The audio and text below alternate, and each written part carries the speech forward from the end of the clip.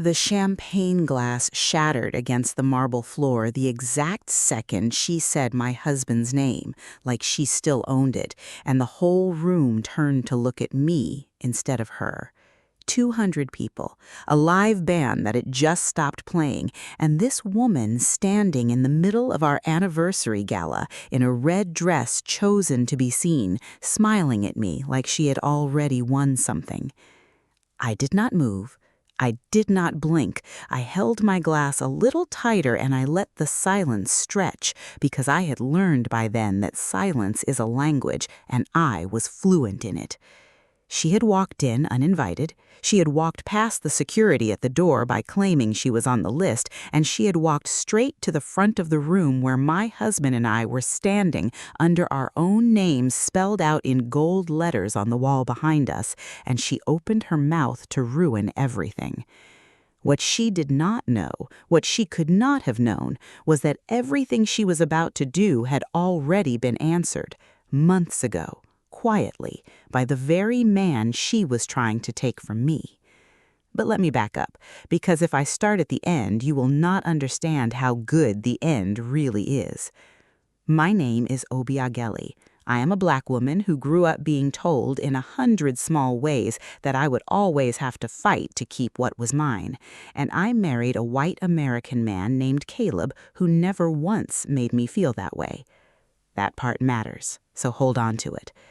Caleb did not love me carefully. He did not love me like he was doing me a favor. He loved me like it was the easiest decision he had ever made, like loving me was simply where he lived now and he had no plans to move.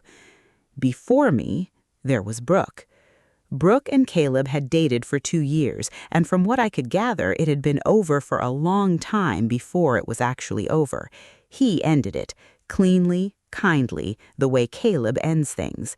He told me about her early, without drama, the way an honest man tells you about his past, not because it haunts him, but because he does not want you to find out later and wonder why he hid it. For the first few months, Brooke was just a name I had heard, a name I never expected to deal with. And then Caleb proposed to me on a Sunday morning with no audience and no production, just him and me and a ring that had belonged to his grandmother. And somehow, within a week, Brooke knew. That is when the year began, the year she spent trying to erase my name. It started small, the way these things do.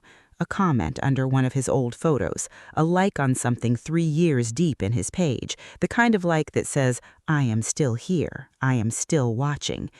Caleb noticed before I did. He did not make a speech about it. He just mentioned it one evening casually while we were cooking, and I remember he said something I did not fully understand until much later. He said, "She started. Let's keep track." I thought he meant it as a joke. He did not. The rumors came next, and these were not gentle. Brooke had a wide circle, and she knew history with people, and she knew how to whisper. The first version that reached me was that I had trapped Caleb, that I was after his money, that the wedding was rushed because I was hiding something. The second version, the uglier one, the one that made my hands go cold, was about my character as a Black woman dating a white man, dressed up in language polite enough to repeat at dinner parties, but cruel enough to do exactly what it was designed to do. I want to be honest with you. There was a night I cried in the bathroom with the water running so Caleb would not hear me, because it is one thing to be hated. It is another thing to be hated by someone who has decided your existence is an insult to her. But here is the first thing Brooke got wrong, and she got it wrong over and over for an entire year. She thought attacking me would create distance between Caleb and me. She thought if she made me radioactive enough, he would step back to protect himself. She did not understand the man she had dated for 2 years. Every rumor she spread, Caleb met head-on. He did not argue with the people repeating them. He simply lived in a way that made the lies look ridiculous. He put me at the front of every room. He introduced me to his colleagues as his fiancée before I could even shake a hand. When his own boss made a sideways comment at a dinner, Caleb set down his fork, looked the man in the eye, and said, "That's my future wife you're talking about. Choose your next sentence carefully." The whole table went quiet. Caleb did not raise his voice. He never raised his voice. He just made it very clear where the line was. There was one afternoon that I think about often. We were at a small dinner, maybe 10 people, and one of the guests, a woman who had clearly been fed a version of me before she ever met me, asked me, with a sweet smile, how it felt to be marrying up. Those were her words, marrying up. The whole table heard it, and before I could even decide whether to be hurt or to laugh, Caleb answered for me. He said, "She's the most accomplished person at this table, including me. If anyone here married up, it was me, and I knew it the day I met her." He said it without heat, like he was simply correcting a fact about the weather, and the woman's face changed because she realized in that moment that whatever story she had been told about us did not match the man sitting in front of her. That is what kept happening. Brooke would write a script, and then the real Caleb would walk into the room and the script would fall apart. So the rumors failed. Brooke moved to the Friends. This was her smartest move, and her most painful one, because Friends are supposed to be neutral ground, and she contaminated it. She went to the mutual friends, the ones who had known Caleb for 15 years, the ones whose loyalty she assumed she could borrow. She positioned herself as the wounded ex, the one who had been there first, the one who understood Caleb in a way the new woman never could. She organized gatherings and conveniently forgot to invite me. She brought up old memories in front of me that she knew I could not be part of. She would touch his arm. She would laugh at the inside jokes. She built a little museum of the past, and she kept dragging Caleb into it, hoping he would want to live there again. And for a moment, I will admit it, a few of those friends drifted. There was a couple, close friends of Caleb's, who started inviting only him to things, who started treating me like a phase. And it hurt, because I am the kind of woman who loves slowly and deeply, and I had let these people in.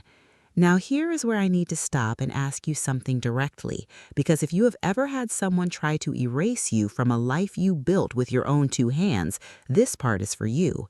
Have you ever stayed calm on the outside while a storm was tearing through you on the inside? Drop the word calm in the comments if you know exactly what I'm talking about. I read these and I want to know I'm not telling this story to an empty room. Now let me tell you what happened with those friends, because this is where the story turns. One of them, a woman named Priya, married to Caleb's oldest friend, pulled me aside at a barbecue, the kind of barbecue I had almost not been invited to. She took me to the side of the house where no one could hear, and her face was strange, like she was carrying something heavy. And she said, "Obiageli, I have to tell you something, and I need you to not react in front of everyone." My stomach dropped. I thought she was going to confirm my worst fear, that Caleb was slipping, that the past was winning. Instead, she pulled out her phone, and she showed me a group chat, a chat I was not in. A chat where Brooke had been messaging the friends for months. And in it, Brooke had written in plain words, a plan.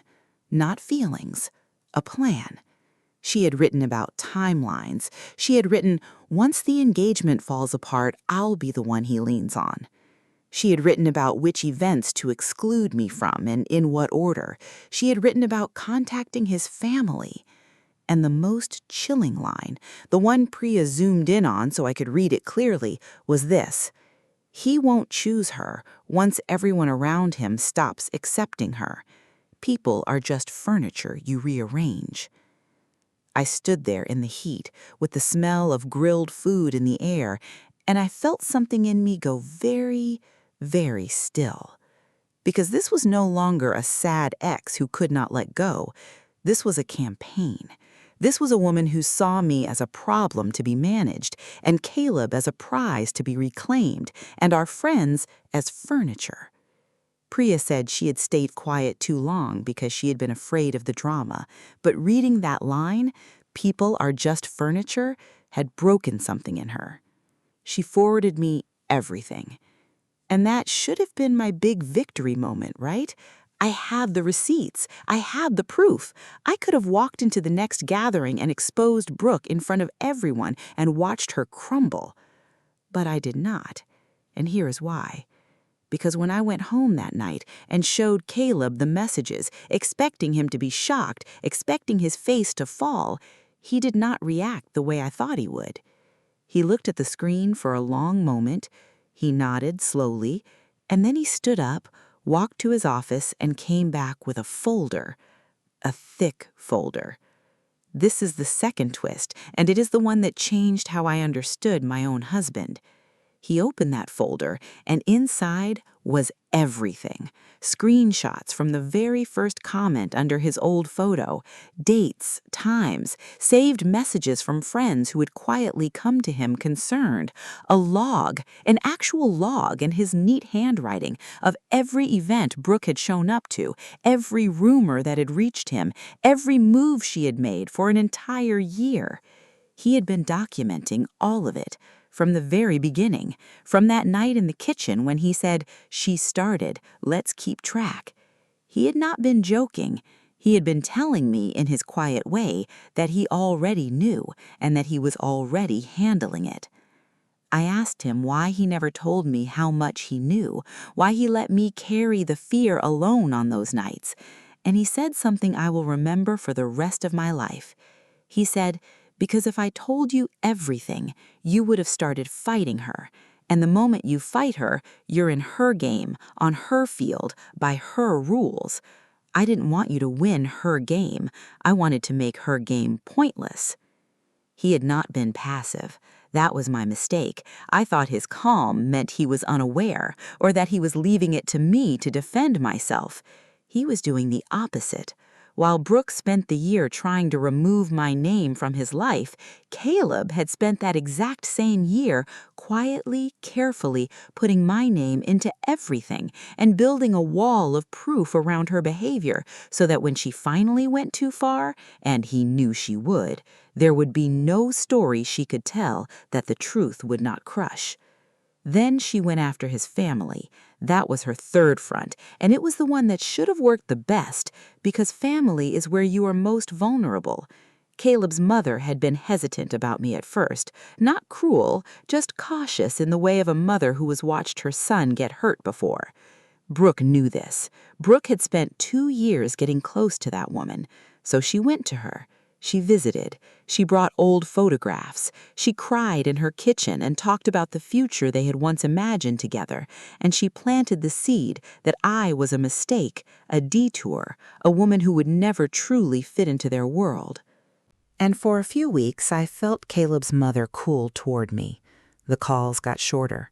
The warmth dimmed. And I prepared myself for the possibility that I would marry into a family that tolerated me, but never embraced me. But Caleb had seen this coming too. He did not confront his mother. He did not demand she choose me. He understood something about people that I am still learning. You cannot argue someone out of a story they have been told by someone they trust. You can only let them see the truth with their own eyes until the story stops fitting. So instead of fighting, he simply brought her closer to my actual life. He invited her to spend a weekend with us, just the 3 of us. He let her watch how I moved through my days, how I cared for her son, how I laughed, how I lived. He took her on a long drive and let me sit in the back and listen to the 2 of them talk. And at some point during that weekend, she stopped looking at me like a question and started looking at me like an answer. He did not argue against Brooke's story. He let the truth of who I am do the arguing. And by the end of that weekend, his mother held my hands in hers and apologized to me, not for anything she had said out loud, but for what she had allowed herself to wonder. She said, "I let someone tell me a story about you before I let you tell me yours. That was wrong." And then she said something else, quietly, that I have never repeated to anyone until now. She said, "I think she's not fighting for him. I think she's fighting against losing, and that's a different, sadder thing." Even Caleb's mother could see it by the end. That weekend, Brooke lost the war and did not even know it, because the foundation she had been trying to crack had just been poured solid. But Brooke does not quit. Women like Brooke escalate. When subtlety fails, they go loud, and the louder she got, the more public it became, and the more public it became, the more it set up her own destruction. Which brings me back to the gala, the red dress, the shattered glass, the 200 faces turning to look at me. This was her final move, and she planned it like a finale.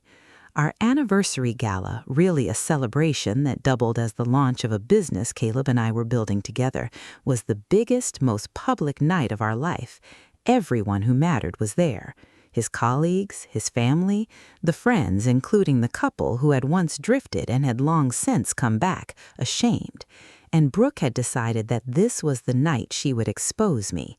She believed she had her own ammunition. She had cobbled together a story, half-truths and twisted timelines designed to humiliate me in front of everyone who could hurt our future.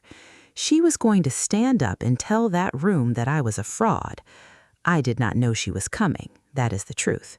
Caleb knew. He had heard through one of the friends she had not realized was loyal to us, but he did not tell me because by then I trusted his calm completely, and he wanted me to enjoy my own night until the moment came. So when I saw the red dress moving through the crowd toward the front of the room, my heart climbed into my throat. I felt the old fear come back, the bathroom with the water running fear, the fear that tonight of all nights, in front of all these people, she would finally land the blow she had been swinging for a year. I reached for Caleb's hand, and I felt his thumb move once across my knuckles, slow and steady, the way you calm a horse. It was a whole sentence in a single touch. It said, "I've got this. Watch." She got as far as my husband's name. She lifted that glass. She said his name like a woman reclaiming property, and she opened her mouth to begin. And Caleb stepped forward. He did not look angry. That is what I want you to understand about that moment. He looked almost gentle. He took the microphone from the bandstand, and in front of 200 people he said, "Brooke, I'm glad you're here, actually. There's something everyone should see." And the screen behind us, the big screen that had been showing photos of our year together, changed. It showed a document. It was a deed, a property deed, to our house, and both of our names were on it. But Caleb had restructured it months ago so that the house was held jointly, with my name first, with full survivorship, with terms that made it permanently, legally, undeniably mine alongside his. The screen changed again. Business incorporation papers, the business we were launching that very night. Co-founder, equal partner, my name in print, filed with the state, public record, untouchable. The screen changed again, and this one made the room gasp. It was a beneficiary form, an estate document, the kind of paper a man only signs when he has decided completely where his life is going. My name, everywhere, on everything, the house, the business, the future. And then Caleb looked at Brooke, and he said the thing that ended it. He said, "For a year, you tried to remove her name from my life, so I spent that same year making sure her name is on everything I own and everything I'm building. You wanted to know where I stand. This is where I stand, in writing." And then, and this is the part Brooke did not survive, he set down a folder on the table in front of her. The folder. He did not open it for the room. He needed not to. He simply slid it toward her and said quietly, just loud enough for the people near the front to hear, "I have a record of everything you've done this year. Every message, every rumor, every visit. I never needed to use it. I'm giving it to you now so you understand that I always knew, and I chose her anyway, every single day while you thought you were winning." The room was silent. Then someone started clapping, and then the whole room was clapping, and Brooke was standing alone in the middle of it in her red dress, holding a glass full of a plan that had just been turned to dust in public. She did not say a word. She set the glass down, she walked out, and I never saw her again. No final message, no last attempt. Some people, when they finally see that the game was never real, simply vanish because the game was the only thing holding them up. Here is what that year taught me, and I want to give it to you plainly because I know some of you are living inside a version of this story right now. When someone is trying to erase you, your first instinct is to fight to be seen, to explain yourself, to prove you belong. And I understand that instinct because I've felt it in my bones. But the deepest kind of security is not loud. It does not announce itself. It does not argue with every lie. It simply builds something so solid, so real, so documented that no rumor can move it. Brooke thought love was a popularity contest, a thing you win by turning the crowd. Caleb knew love was an architecture, something you pour and set and put your name on. While she was busy trying to rearrange the furniture, he was busy building the house. And I will tell you the quiet truth underneath all of it. The reason none of her tricks worked was never about her clumsiness. It was about the fact that you cannot remove someone from a life where they are already the foundation.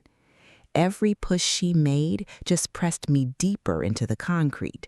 She was trying to erase a name that had already been carved into stone. We married 3 months after that night. We did not invite drama, and drama did not come. The business has my name on the door. The house has my name on the deed. The future has my name written into it in ink that does not fade. And on the quiet mornings when Caleb hands me coffee and we stand in the kitchen where this whole thing began, I sometimes think about that night he said, "She started. Let's keep track."